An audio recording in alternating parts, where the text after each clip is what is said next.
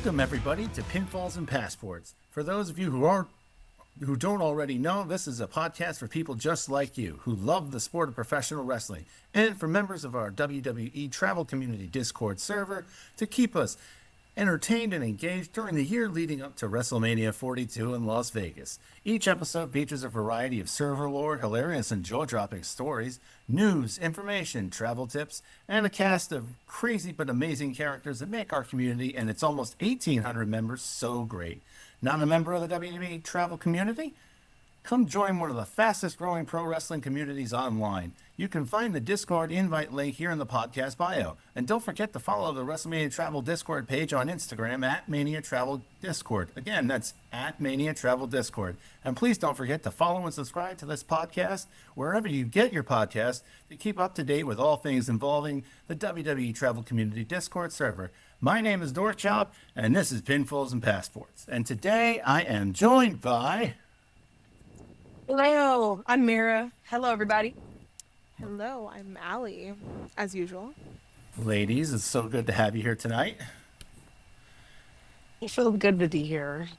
I know, we've got a little bit of FOMO triggered by WrestleMania tickets going on sale today, and I thought all about, like how much fun we're going to have if we get together again. That's true. Yeah, but also we're going to talk about AEW All Out, WrestlePalooza, and a little bit of Raw. Yay. So let's get right into it. I did not watch AEW All Out, but ladies, you did? What'd you think of the show? So it was a 5-hour show, had a lot of action. We started off 0 hour with Samoa Joe and Powerhouse Hobbs of the Ops defeating the Workhorsemen, which is JD, Drake, and Anthony Hendry. That was kind of the obvious win there. Not too bad. And then there was the tailgate brawl. I guess it was all tailgate brawls, I guess you would say. Right. But it was Daniel Garcia defeating Shibata. On what world did I see that happening? I didn't, but since he's with John Moxley and his crew, it all makes sense. Right. And then you had Hologram and Paragon defeating the Frat House. But Hologram and Paragon did defeat them. And then we had our tornado tag match with the women. And that was very good. Mm-hmm. It was Queen Amanada, Harley Cameron, Mina Shirakawa, and then Willow. They defeated Julia Hart, Sky Blue, Megan Bayne, and Penelope Ford. It had nice spots in that match. It was great for that to end the 0 hour and to kick off the actual card. So that was great to see there. Yeah. Please. The main guy, I just got out of bed to go to All Out at the time 0 hour started. So I missed the entirety of 0 hour, and I got there right when they were, I think Tony had just walked off announcing the show. That's when I got there. Okay. So I got there in time for Edge, which was the goal. Yeah. Okay. So the first match was Cope, or we don't call him Edge anymore. We call him Cope, or Adam Copeland, and Christian Cage versus FTR. Personally speaking, I was only there for the lore of Christian Edge kind of reuniting, and it was a feel-good moment. It was a good match. They had some amazing spots. I enjoyed it. What did you think about it, Mirah? I liked it a lot. You'd seen the story come into fruition there, and post-match there's going to be more to this feud. Oh yeah. And I'll let you announce our queen that actually debuted. Oh, is it like Rio? No, Rio? Copeland. Oh my god, why did I forget about that?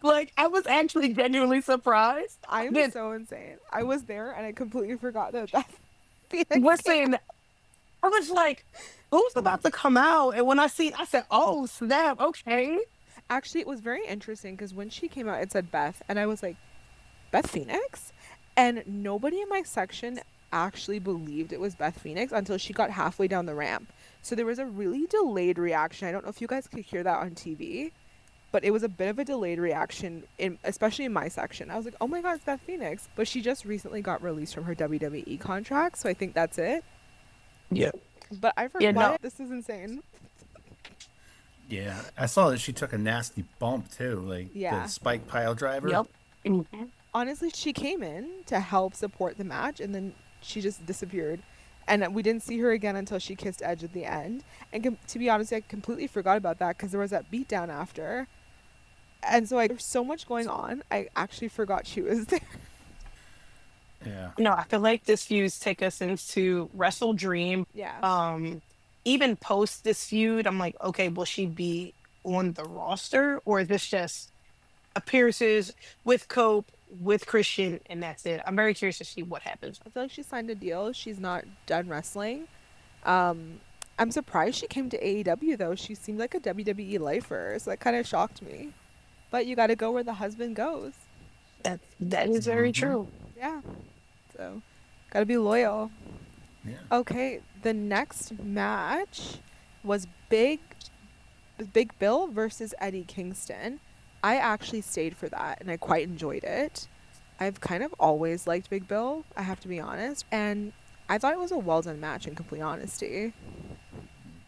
I did like the match. I was really curious if they were going to have Big Bill squash Eddie, or if it was going to be like this, pit bull dog fight type of mentality like Eddie is. And since that was how they, presented him, I'm like, okay, that's cool. Yeah. Sense. So I'm like, to see Eddie post injury have his build up back on that main roster and, getting into like the title scene will be very interesting to see. That was a solid match. It was, and I think people didn't give it a chance. It was a lot of people's bathroom break match, I have to be honest. And I can totally see why. The appeal of Big Bill, I know, like, I've been a fan back when he was with Enzo, so I see the appeal, but I can honestly see why someone would get up. But if people actually sat down for it, it was really a technically sound match. And I want to say it was my favorite male match of the night, which is weird for me to say, but it was my favorite. Really? Actually. I really liked it. Okay, the next one now is MJF versus Mark Briscoe in a TNT match. I'm gonna be honest, I don't do well with blood. I actually looked down at my fries the whole time. Like, I was counting those fries, like, one by one. Watched it in fragments. It was very interesting and engaging. But, again, if you're not someone who likes the blood and the gore, it's not for you. What do you think, Myra? Knowing like their story behind it, again, like you said, if you're not a person that likes blood and gore, don't watch this match. No. When I seen MJF come out in the white gear, I said, you're going to be turning red. So this all made sense. I just was unsure of who was going to take the win. Yeah. A lot of us was like MJF because he is the guy, which is very true. But I'm like, I think there's this story with Mark Briscoe. After him losing his brother, him in the single scene, it's more so like his grind, his fight. So it was good to see him win. I think he'll probably be going after the TNT title next. I don't see him winning that off Kyle anytime soon. That match with him and MJF was a really good hardcore match. Knowing Mark's background with hardcore matches as well, I'm like, okay, this is up your alley. Yeah. And then also, did anyone see the ref's shoes on Twitter? Oh, my That was God. crazy. I I was did like, see that. oh. I was like, oh. No, because, okay, sidebar, I actually filmed them cleaning this up because I was so intrigued. I was like, how are you going to get this off the mat in time for the next match? And the way the cleanup is done is so intricate. They turn off all the lights. It becomes completely dark. And, I mean, you become scared for them, kind of. But I was just, like, locked in. And they actually kind of pick it up like a blanket and fold it together. And then they put a whole new top down. And it was just kind of one of those cool behind the scenes moments to see. But in the process of that, this man's shoes are destroyed. They're garbage. He can't wear them again. Yep. Yeah. It's insane. Okay. And the next match on the docket, Mercedes, Monet, and Rio, who I said really early on. This match for me was not the strongest of the women's matches.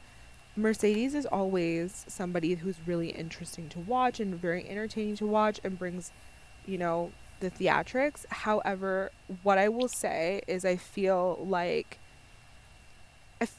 maybe the preparedness was not matched between Rio and Mercedes was carrying Rio through a lot of the moves.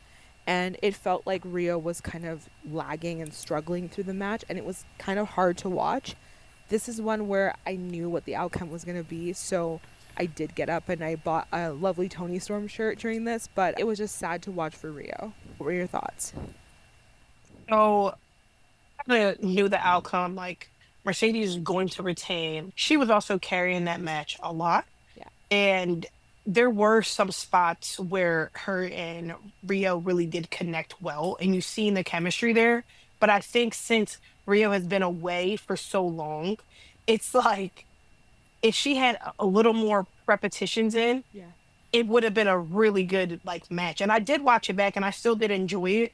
But I feel like if she was just more on our screens, it would have like meshed really well together. Yeah.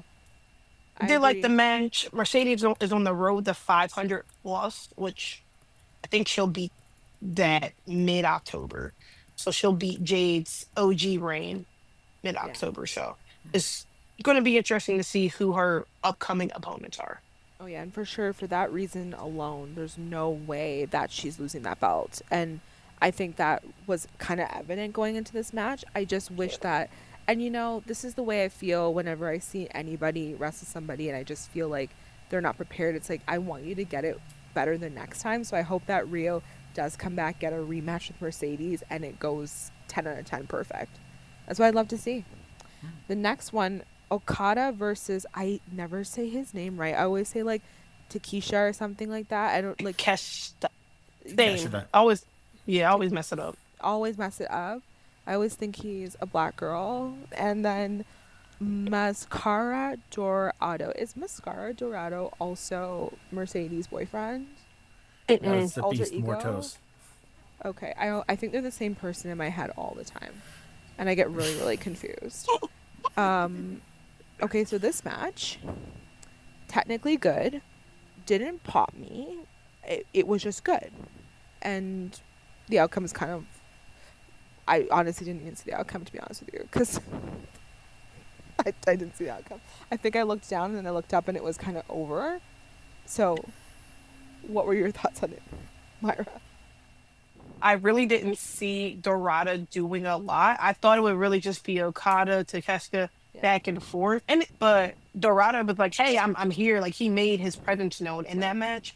And again, Okada he'll work a match if he likes his opponents, and it seemed like he did like his opponents that day.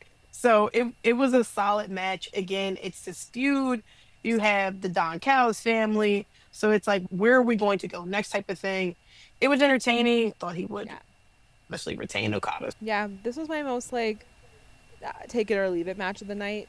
Again, technically sound from the bit I saw, but otherwise I'm kind of like, okay, This is now moving forward where I absolutely locked in. So I actually can properly speak to things now. I was like, Alright. let's. So John Moxley and Darby Allin. I think I'm messing up the order, but let's start with John Moxley and Darby Allin. First of Mhm. all, I come back and I see John Darby fighting in the crowd. And I'm like, okay. Then I see Darby get on top of this banister and just fly off of it. And it was one of the most insane spots I've ever seen live in person. I have to be honest. It was so well executed and amazing. Now, that match as a whole, to be honest with you, was a little bit less bloody than the MJF and Mark Briscoe match, which surprised me. So I was actually able to watch it more thoroughly.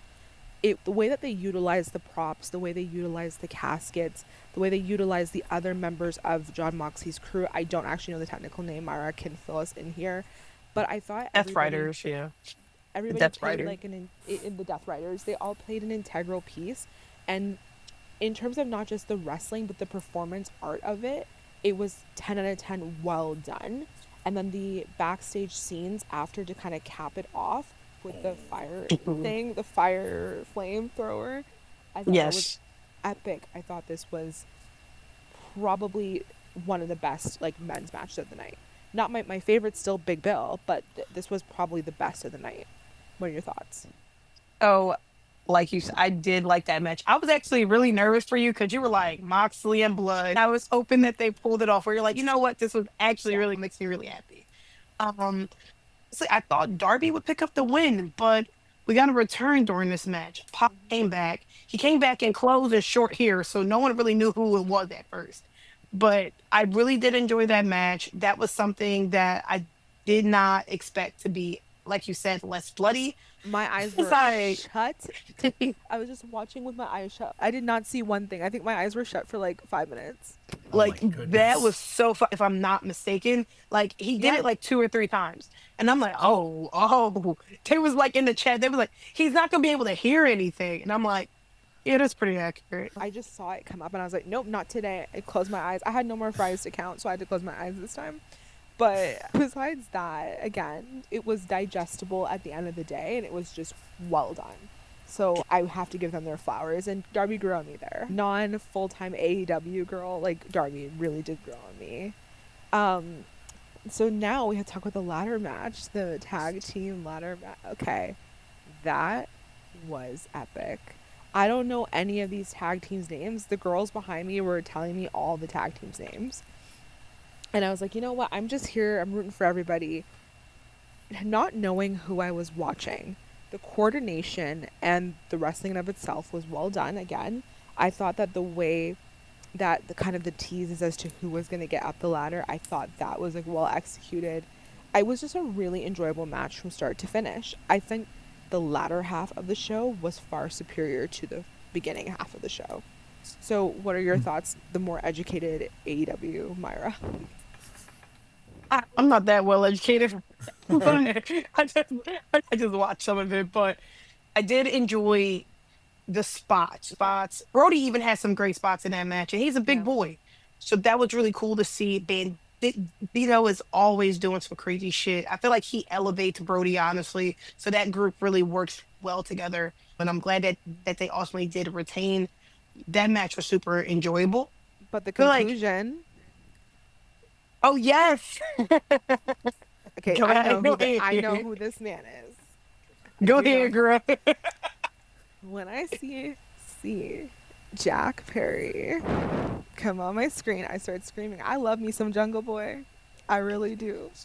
And then I don't know who his tag team partner is. I never knew he even had a tag team partner. I was always watching more as a singles guy, but I wanted Hook and I got Perry, and I'm kind of okay with that. It was nice to see him come back, and I'm looking forward. I actually am gonna watch Dynamite because I'm looking forward to see what he does. But I thought it was a good way to bring him back. Yeah. I think it was so Killswitch. It used to be Luchasaurus, and Killswitch had threw out his belt in the audience. So I'm like, is he gonna go back to his OG name with Jack Perry, which I think is probably going to happen. So I'm very curious to see how they bring him back in. I honestly didn't think Jack Perry would have returned. So this made me happy, honestly. Yeah. I'm not gonna lie to y'all. Like that made me really happy. I was like, forget Jack Perry time. The fact that they brought back the old music too. Chef's Mhm. kiss. Oh, absolutely. So that was the highlight for me. To the end, a great end to an amazing tag 4-way match Mhm. or tag ladder match. It was a 4-way. It was 4 tag teams in the ladder match, so I'm not wrong. Right. But then Yeah, we no. had my favorite match of the night because obviously Mother Tony Storm was there. We had the 4-way women's match for the AEW Women's World Championship. I'm getting it right. And we had obviously Tony Storm, who went in as the champion, did not leave as the champion. We had, is her name Kit Stratlander? Or Kat Chris. Stratlander? Yeah. So sorry. Jamie Hayter. And then I don't remember the last person. Thekla. Tekla. Tekla. And you know what? Scarlett's going to get mad at me for forgetting Tekla. So let's just cross our fingers he doesn't hear this. But we had 4 amazing women in the ring. The maneuvers they did, the risks that they took in that match were stellar. I don't remember if it was Jamie Hayter who took Tekla off the side of the mat or if it was vice versa. But it was one of the most amazing spots I saw of the night. I'm probably like botching it, but someone took someone off the side of the mat. Also, the way that Stratlander won was so shocking. I don't even think Tony expected it. It was, the whole crowd was not expecting it to be Stratlander, and I think the shock of it was amazing. Who had the Stephanie title Baker. again? Yeah, Yeah. Stephanie Vicker for the NXT Women's Championship. I think it was kind of that shock value, but it was a really, really good feel good moment, and everybody in the stadium or the arena was like so happy about Statlander. It was a good match that really showed what women can do when they're given the platform and the chance to kind of execute their skills in the best way. And I thought that it was probably the best match of the night, but definitely the best women's match of the night. I really didn't know who was to come out with this belt. In all honesty, I knew in the Go Home Dynamite, Tony had like this promo, and it was like, whoever's gonna come after me this weekend, like, bring your all. So it kind of hinted it, but I'm like, Tony's always like that. And she was smiling up the ramp when Chris was holding the belt. So I'm like, she was ready to drop it. It was like, okay, let's drop it. Whatever she's doing with her character, however, like, she's happy. And when she does come back, or if she's going to be on there still, it's not going to hurt her without the belt. Chris Statlander, she's had double knee surgery. She had to overcome a lot. So it's just great to see her with the belt. She, it's definitely going to be interesting to see her character development. She's in this tweener stage right now. I don't know if she's going to go full baby face or go heel, but it's going to be really nice to just have a fresh face on a belt. Yeah. But that was a great match. I agree. I think it was time for Tony to lose, and I think that the way it was done was a good way to kind of show that Tony is, she's not invincible, but it was also like she's so shocked too. So it wasn't a squash, it was just kind of a feel good moment. Yeah. And Tony doesn't need that belt. Tony's had the belt forever. Tony, in many ways, Tony has really helped to build and develop the women's division. And I think her losing it is going to give other women the opportunity to grow and develop their character and be on that main event scene. So I'm excited to see what happens with Statlander. And I was actually really happy that I was shocked, but I was happy that she got it. And last but not least, to wrap it up, Hangman versus Kyle Fletcher. I left halfway through this just because I didn't want to be leaving with the entire crowd. But from what I saw, amazing wrestling. I've never actually seen either party wrestle in person. And I don't even think I've fully watched them wrestle properly on TV. They're both very technically sound wrestlers. A great match. I thought the stipulations were kind of strange for this match, but I overall enjoyed what I did see, and I think it would have been a great match till the end if I'd stayed. But what were your thoughts? So that match went 35 or 37 minutes, 38, something like that. Like, these men went. It was a lot of like neck moves, like a lot of like drivers. Like, they had spots in this match. It really shows that Kyle is on the rise and he is their next up. So that was really great to see. Hangman, like, he really did like hold that match together. And he's a leader. He's a natural babyface. I like him as a babyface, so it was really good to see him take on that leadership role, and Kyle just exuding his excellence in the ring. But no, that was a great match. I think it's rated like 4.7, 4.8, something. It deserves it. It was a really good match. Like, when I say it was like perfection, there was not one botch. There was not one wrong mismaneuver. Am I saying it right? It was extremely well done for the 15 minutes that I saw of it. If I could have stayed for the rest of it, I definitely would have, but it was really, really good from what I saw. Now, this has just proven to me that I do need to watch Dynamite more. When I do go to AEW shows, I do simply just watch for technical wrestling. I'm not fully well versed on any storylines, so I apologize, but we have Mirah here who definitely knows her stuff, and she can fill in gaps where I miss them. So thanks for coming with me to All Out. If you're going to go to another AEW show, this is sponsored by Dove. Make sure that you go to the store and you buy some. And wash all orifices, crevices properly. Make sure they're dry.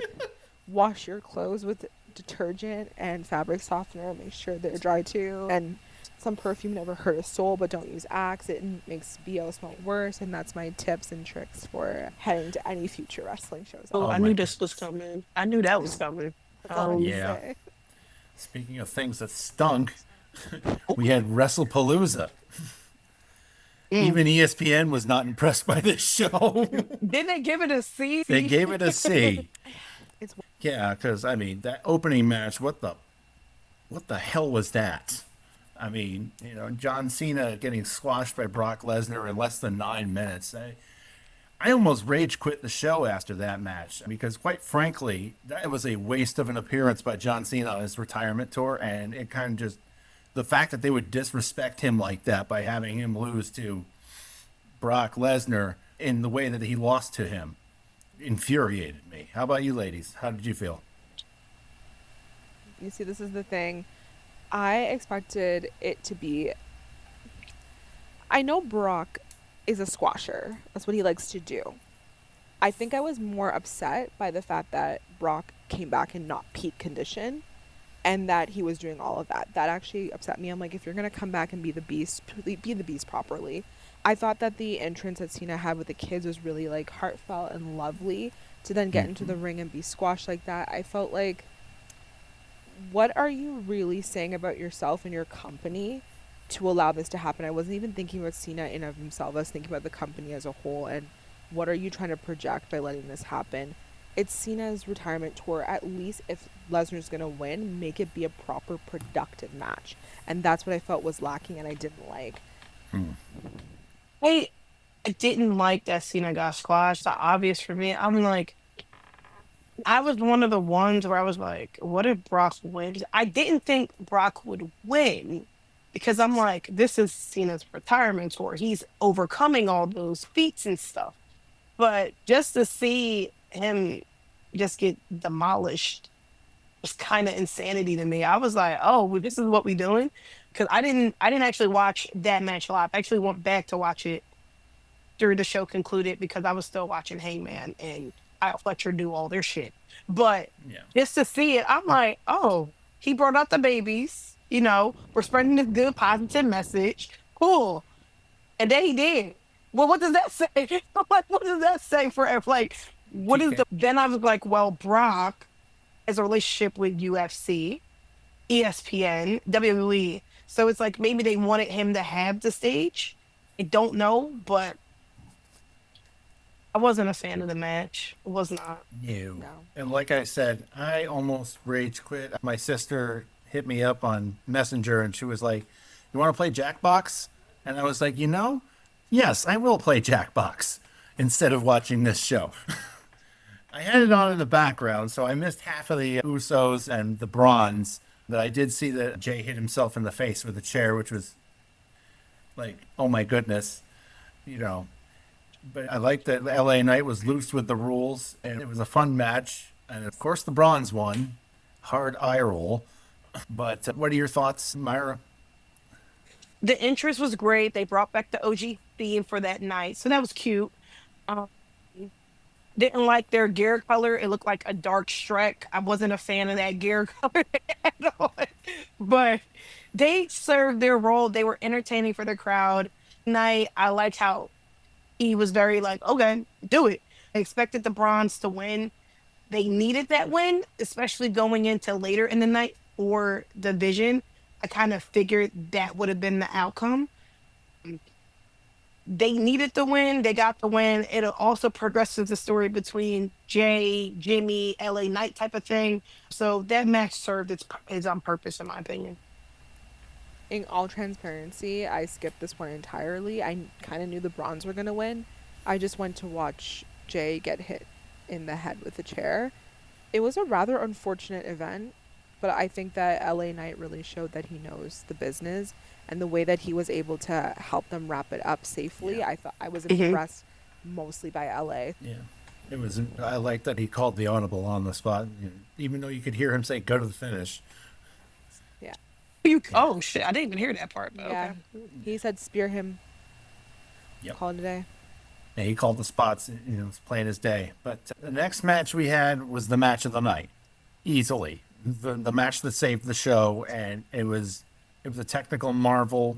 It was a great match. Io, like I said, incapable of having a bad match. And Stephanie McCare is like, the female Kenny Omega, best bout machine. Yes. And I loved the match. I loved how they told the story through their wrestling. I love that Stephanie didn't win with the SVP, that she had to bust out the spiral tab. which, you know, like we haven't seen since she won the NXT Women's Championship from Julia back in March. You know, that's a special occasion move, and it's spectacular to see. And so I was thoroughly sports entertained by this match. Mira? I enjoyed that match so much. That match saved that PLE. I give that match an A plus. The ladies, they didn't really get time to really, I feel like, promote the match in all honesty. And they were able to tell a beautiful story in the ring. And it was just great. And seeing Stephanie win with her dad in the crowd was also very heartfelt. I'm wearing her shirt right now, actually. Um, but it was Nice. really good to see her win. She deserves it. EO has other stuff going on right now. She doesn't really need the belt. But to see where Stephanie goes with this belt is going to be super interesting. I think Stephanie winning was the right choice. It did save the PLE. I thought it should have been the main event. I thought it was a beautiful moment when they both gave respect to the ring at the end, and then they hugged it out. I thought that was so sweet. Yeah. And I feel like it really established Stephanie as a major star. On to the mixed tag, AJ and Punk versus Seth and Becky. A lot of fun spots in this match. A lot of, like with Seth and Becky teasing, like, I'm going to tag out, and just kind of going back and forth with the tag outs to avoid contact with the others. And the overall flow of the match was great. I loved seeing AJ hit a stomp and getting both Seth and Becky and the Black Widow. That was so cool. How did you guys like the match? First of all, Seth and Becky's outfits 8. Mm. I loved it. They were good. That's Well, insane. the colors they wore actually were to promote suicide awareness or mental Really? health awareness. Yes. Look at that. Yeah, and then also, with Punk and AJ Punk wearing the AJ's husband jacket, they had the LGBTQ rainbow colors Okay, on there. that I picked up. That I got, especially with the shoes. I did not know that there was any significance to Seth and Becky. I thought it was based on the SpongeBob outfit. In complete honesty, because SpongeBob had an outfit that was very similarly designed, and so I thought it was a callback to SpongeBob SquarePants. So that I did not know. So thank you for filling that in. Okay, well, in that case, I still liked the outfit. Anyways, but I thought that the match was well done. I think that Seth and Becky obviously they're married, but they have insane comedic timing. They're both very technically sound in the ring. And I think that they kind of carried the performance of the match, and they helped AJ be successful in that match. Punk did a lot of the actual in-ring work with Seth, and I have to give them their props and praise for that. But I think that as a whole, the chemistry was just there, and it was a really well done mixed tag match. Definitely agreed. That was probably one of the best mixed tag matches I've seen. That was AJ's longest match. That match went over 30 minutes. So Yeah. that was really like a cool fact as well. Becky really did help it. They were not afraid to be fools. They were there for AJ and Punk, especially AJ to have that moment. That was really cool. I just enjoyed that match a lot. It's going to be interesting to see where it goes next, especially AJ and Becky. I think Punk and Seth have to sit the next PLE out, but it was a really well done match. I did enjoy it. Seeing the Black Widow in the ring being done by AJ was just like, wow, are we back in 2013 again? Like, we're already back there. And she did really well in the ring. She did really Yeah. well Yeah, for that being like her first match. So, I agree. Yeah, and I think Seth and Becky did a great job of masking any deficiencies that she Yes, had too. They absolutely. really helped her look like a big deal. And yeah, I have And to give Seth and Becky their praise for this, actually. yes. yes, absolutely. And for the big deal at the end, the WWE Championship match, Cody and Drew closed out the show. Short match, probably the wrong finish. A lot of people have disagreed with it. I mean, even Cody pitched Drew winning and had some brilliant story beats laid out too. The match we got was okay, but it felt like kind of a SmackDown episode match. And then the ref stopping Drew from hitting the Claymore through the table. Yeah, it bothered me. It was mediocre at best. I feel like Cody being out of the ring since SummerSlam, you could tell there was some ring rust a little bit. Mm-hmm. Um, and he even called himself mid-match from what I've seen. But when the ref had stopped Drew from doing that, I was like, yeah, it's because Drew can kill him. Like of course. But you know what I'm saying? I'm like, if Cody was to kick out of that or however, it would have been like that would have made that move less than for Drew in a sense, because you know he's going to kick out.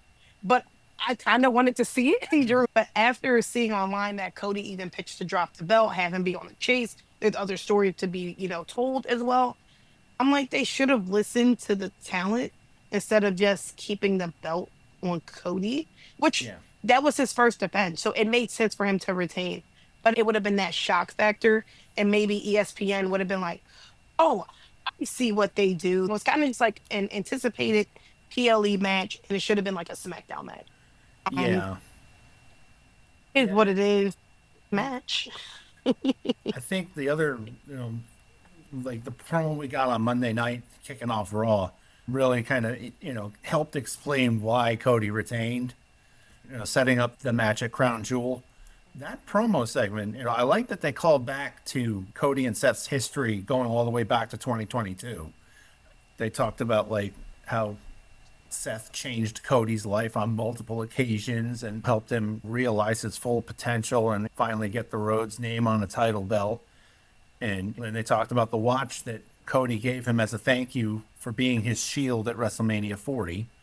And then, like later on in the night, you saw Seth kind of staring at the watch, while Becky is brooding back and forth, just rattling off all kinds of insanity. And then she storms off, and Seth is still staring at the watch. So I think there's going to be a lot more to story between those two, especially since it's a short build. I think you're going to have to go like Raw, SmackDown, back and forth. But I mean, it hooked me. I'm, oh boy, it's Cody and Seth round 4. And by the same token, I was like, now you've compelled me. I want to watch this match again. So I did enjoy the promo. I'm excited for round 4 of their match. I just don't know what to expect. I don't think Cody goes 4-0. I think this is where Seth picks up his win. Yeah. But I'm very excited to see how they tell the story, how they excite, the audience, the crowd to be more drawn in for Crown Jewel. Yeah, and then them competing for the Crown Jewel ring too. I was like, give us fake stakes, I guess. Jimmy and Jay, they had multiple segments in the show, and they were kind of like, Jay was kind of showing tendencies, like being Roman and being a little bit of his hothead main event self. Then, which led Jimmy to involve Cody in the whole thing, and then, like, hey, can you go talk to Jay? And Jay, while he's talking to Cody, ever so slightly glances at Cody's title belt, which makes me think we potentially could be getting a Jay versus Cody feud at some point down the road. Which, I mean, how would you feel about a Jay versus Cody title? I mean, haven't we already had it and it wasn't stellar? Maybe if they run it back and they do it well, then I'm down for it. But we'll see. I don't know if Jay should be beating Cody, though. But if they're going to run it back and they're going to improve on what I saw last time, then I'm happy to watch it again. Would be intrigued by the match, but we need to tell a story. I know before they were like friends, besties, brothers, cool. But in this story, it seems like Jay would be our bad guy here. So how are we going to tell that story?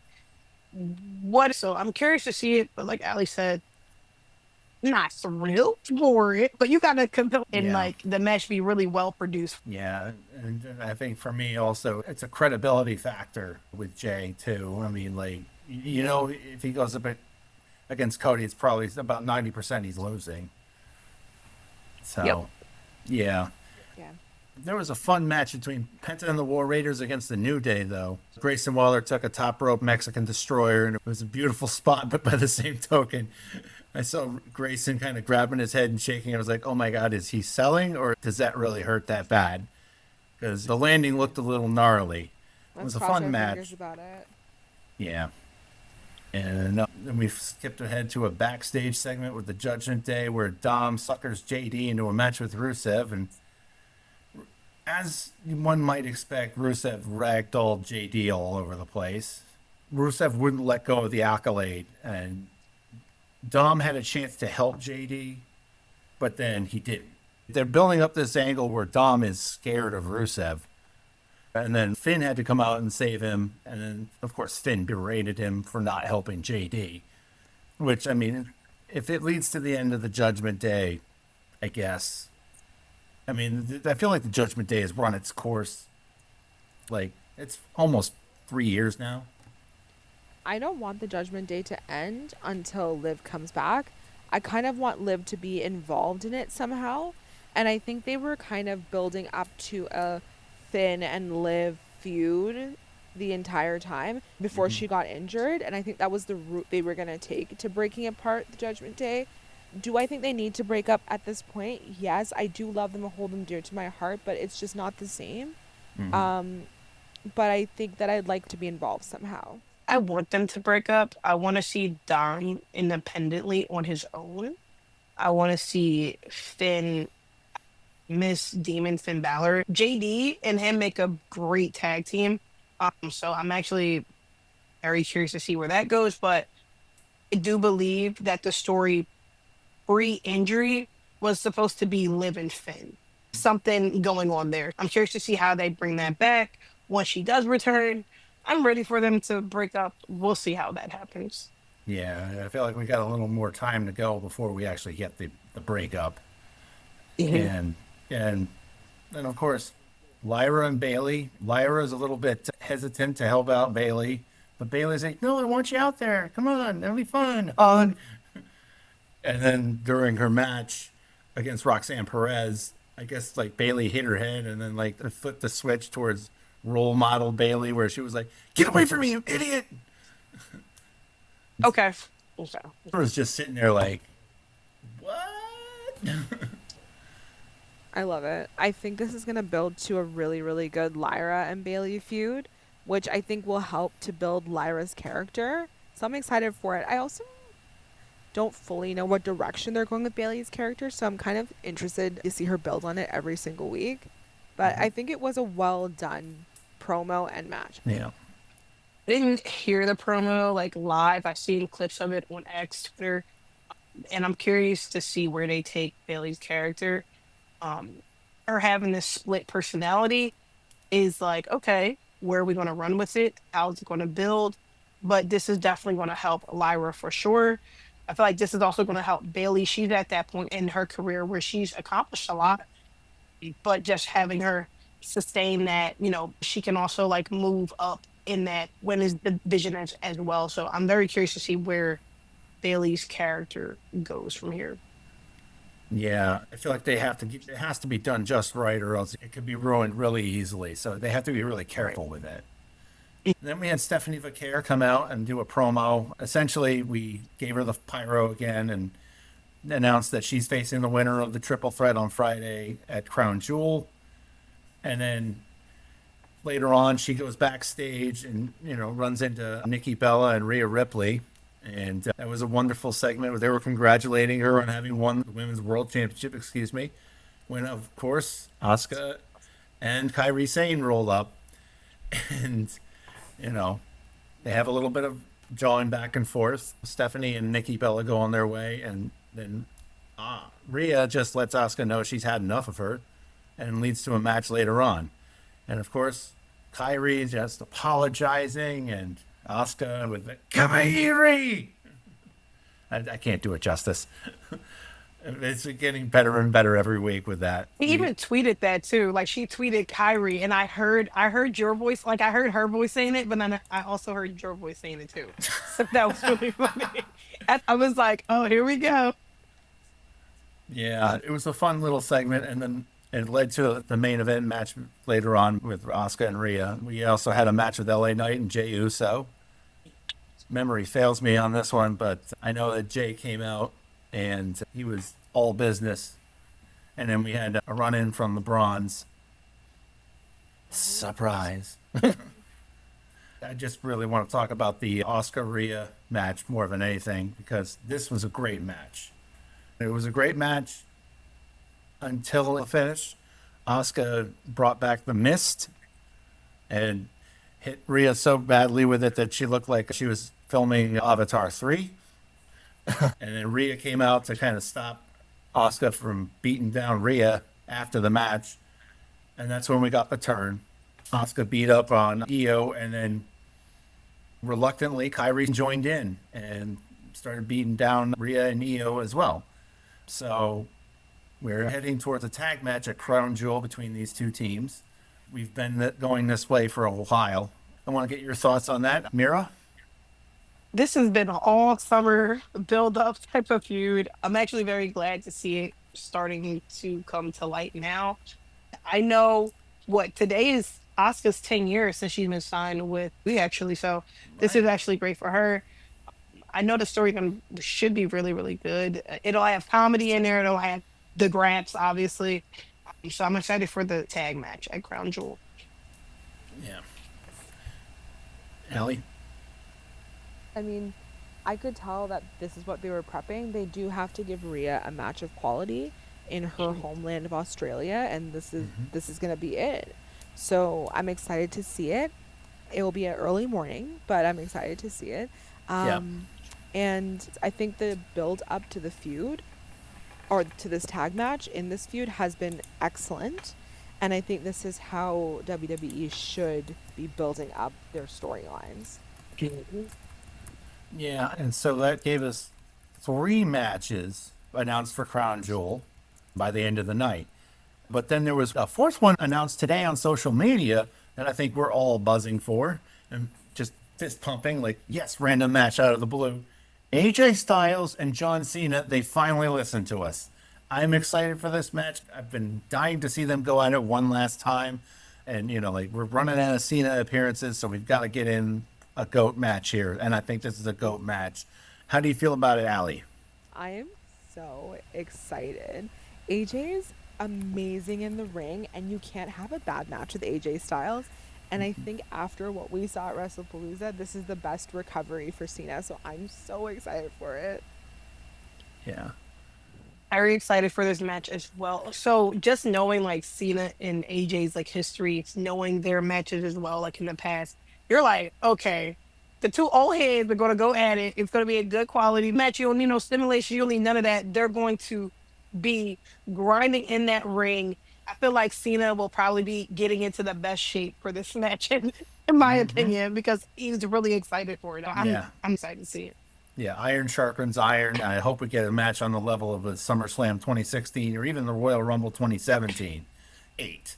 And I think they're going to eat again here at Crown Jewel.